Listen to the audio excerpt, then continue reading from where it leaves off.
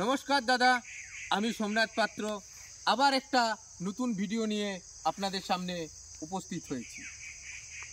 এই দাদা আমাকে জিজ্ঞাসা করছেন যে 50 কেজি আলু লাগাতে গেলে কি পরিমাণে সার ব্যবহার করা উচিত, যাতে এনার আলুর ফসল হবে ভালো এবং আলুর সাইজ হবে খুব সুন্দর।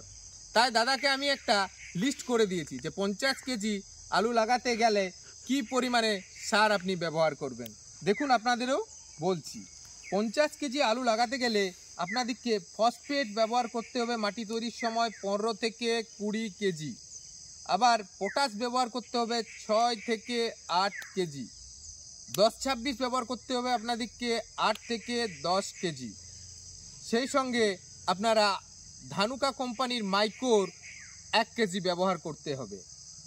এটি আলুর মাটি তৈরির সময় আপনারা ব্যবহার করবেন। এবং যখন আপনি দ্বিতীয়বার মাটি চাপা দেবেন সেই সময় আপনি ইউরিয়া 5 কেজি এবং জাইম 5 কেজি, সঙ্গে আপনি বায়োমাসও 100 গ্রাম দিতে পারেন। এই জিনিসগুলো